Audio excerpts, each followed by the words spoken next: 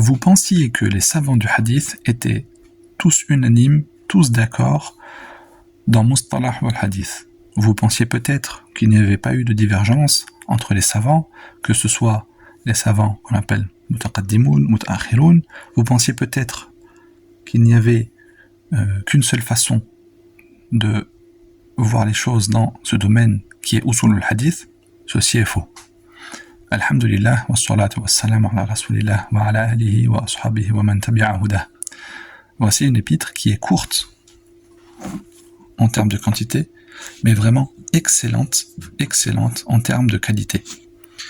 Le Cheikh Abdul Azim est un enseignant à Madahir al-Ulum en Inde, qui est un endroit de Saharanpur en Inde, et il a voulu résumer de façon très simple, de façon très courte, des notions très importantes utilisées dans Mustalah al-Hadith, ou également appelé Usul al-Hadith. La particularité de cette épître, c'est que non seulement le Cheikh a réussi à résumer les notions de ce domaine, qui est Mustalah al-Hadith, mais il a réussi à faire, comme le sous-titre l'indique, à donner les spécificités, à donner les points de divergence entre les muhaddithoun eux-mêmes et entre les muhaddithoun et les savants du madhab hanafi. C'est vraiment une épître qu'on ne peut pas louper. Il faut absolument la lire. Mais je précise, pour toute personne ayant déjà étudié Mustalah al-Hadith. Pourquoi ? Parce que c'est une épître très courte qui a été faite dans le but d'être apprise par cœur. Le Cheikh a dit dans son introduction qu'il a lu énormément, voire tout ce qui se fait dans Usul al-Hadith, et puis il a été confronté à certaines divergences ou à certaines incompréhensions, et même venant de la part de savants, et même venant de la part de grands chouyours qui ont écrit des livres, qui se sont parfois trompés dans la compréhension de tel ou tel imam, ou alors qui ont été troublés ou bloqués dans le fait que tel imam ait donné telle définition, tel autre ait donné telle définition. Ils ont voulu des fois regrouper les paroles, mais de façon des fois biaisée, en se trompant. Et vraiment, et donc le Cheikh s'est dit, par la grâce d'Allah, avec énormément de lecture, et en étant auprès des savants bien sûr, il a réussi à dépasser ses incompréhensions, dépasser ses problématiques, et étant lui-même enseignant, ses élèves lui ont demandé d'écrire un résumé très court afin qu'il soit appris par cœur pour comprendre Mustalah al-Hadith. Et c'est ce qu'il a fait. Et comme je vous disais, il a réussi à non seulement montrer les divergences qu'il y a eu entre les savants du hadith, mais également entre eux et les savants du madhab hanafi. Puisque, malgré ce que beaucoup pensent, les savants du madhab hanafi sont d'excellents savants dans le hadith. Il est complètement aberrant de penser qu'un mujtahid mutlaq ou des mujtahid mutlaq, comme il pourrait y avoir dans le madhab hanafi, à l'instar de l'imam Abu Hanifa, rahimahullah, puisse ne pas être compétent dans le hadith, puisse ne pas être compétent dans tel domaine. C'est-à-dire qu'on parle d'un mujtahid mutlaq, de quelqu'un qui a été à la base de l'instauration d'un madhab, mais qui n'est pas bon dans le hadith, qui n'est pas bon dans la langue arabe, et ainsi de suite. En fait, il est bon dans quoi pour être mujtahid mutlaq ? Bon dans rien, donc bon. Donc ça, ce n'est pas probant.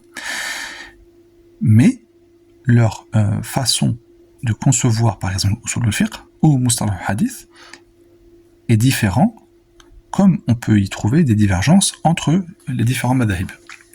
Et c'est ce que le Cheikh, là, nous a résumé de façon très simple, mais très concise, mais très compréhensible, pardon, dans cette petite épître. Et je vous donne un exemple. À la page 25, le Cheikh nous montre ici les différentes sous-catégories du khabar al-ahad. Un petit peu avant, il nous montre que le hadith ou le khabar se divise en deux, al-mutawatir ou al-wahid, ou ce qu'on appelle al-ahad. Et le hadith al-wahid ou l'ahad a des trois sous-catégories. Al-gharib, al-aziz ou al-mashhour. Et il nous dit que le gharib, c'est un hadith où dans ces tabaqa, une de ces étapes de rapporteur de hadith ne va comporter qu'un seul rapporteur.